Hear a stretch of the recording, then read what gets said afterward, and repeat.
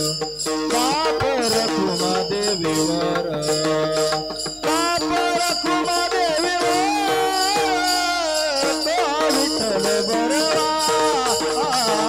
तो विठ्ठल बरवा तो हा माधव बरवा तो हा माधव बरवा तो हा विठ्ठल बरवा तो हा विठ्ठल बरवा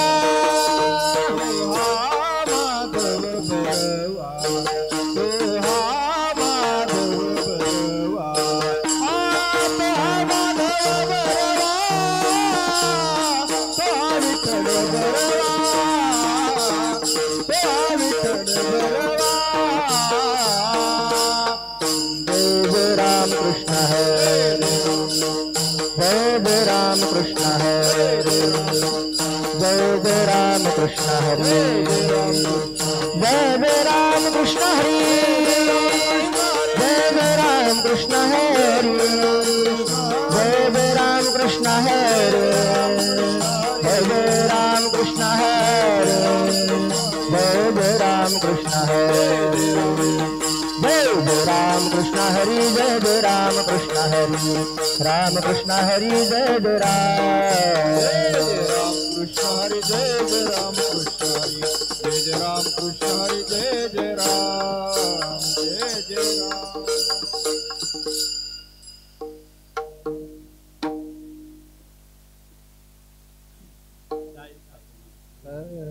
जाय फाकोनी या निवडो निगाई जाय फाकोनी या निवडो निगाई आपलाले सोयी घराची आपलाले सोयी जाय फाकोनी या निवडो निगाई फाकोनी या निवडो निगाई जाय फाकोनी या निवडो निगाई फाकोनी या निवडो निगाई आपलाले सोयी घराची आपलाले सोयी घराची आपलाले सोयी घराची घराची सोयी अंतरले देव सोयी अंतरला देव घराची सोयी अंतरला देव सोयी अंतरला गोपाळांचा जीव गोविंदापे जीव गोविंदापे गोपाळांचा जीव गोविंदा गोविंद वेदिले तुका म्हणे म्हणा दिले तुका म्हणे म्हणा गोविंद वेदिले तुका म्हणे म्हणा तुका म्हणे म्हणा योग विधान संयोगाचे ध्यान संयोगाचे विधान संयोगाचे गोविंद वेदिले तुका म्हणे म्हणा दिले तुका म्हणे म्हणा गोविंद वेदिले तुका म्हणे म्हणा दिले तुका म्हणे योग विधान संयोगाचे ध्यान संयोगाचे ध्यान संयोगाचे घराची सोयी अंतरला देव माझी वाणी तुझे वर्णी गुण नाम ऐसे देई प्रेम काही तळा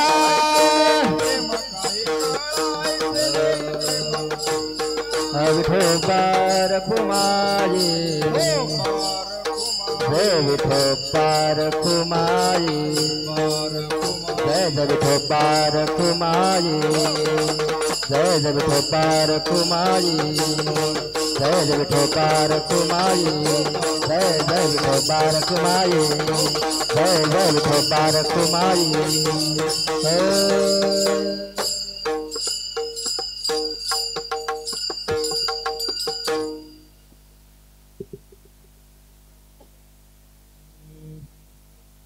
जाय फाकोनी या निवडो निगाई जाय फाकोनी या निवडो निगाई जाय फाकोनी या निवडो निगाई जाय फाकोनी या निवडो निगाई जाय फाकुनिया निवडून गाई जाय फाकुनिया निवडून गाई जाय फाकुनिया निवडून गाई जाय फाकुनिया निवडून गाई आपलाल सोयी घराची आपलाल सोयी घराची घराची घराची सोयी वर्णी गुण नाम माझी वाणी तुझे वर्णी गुण नाम आपलाल सोयी घराची आपलाल सोयी घराची घराची माझी वाणी तुझे वर्णी गुण नाम माझी वाणी तुझे वर्णी गुण नाम ऐसे देई प्रेम काही कळा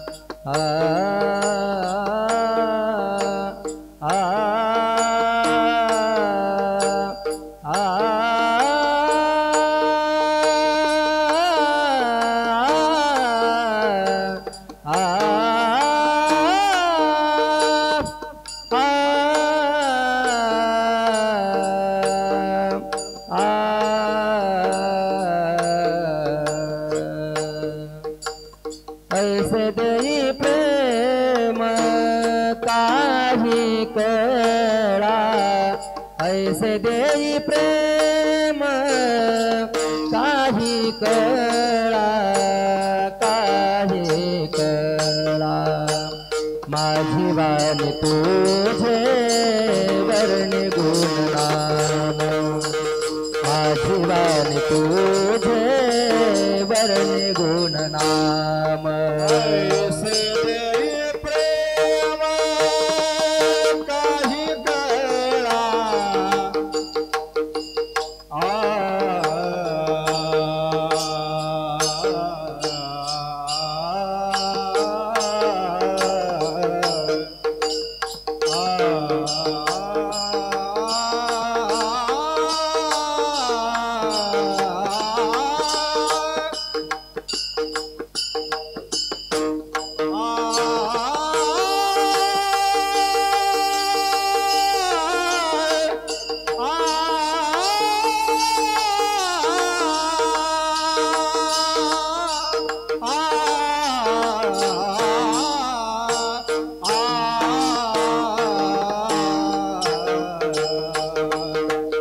ऐसे देई प्रेम काही कळा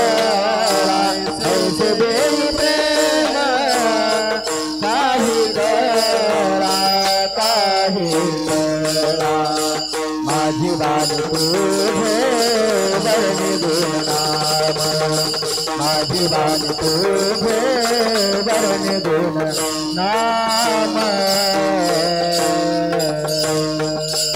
विठ्ठल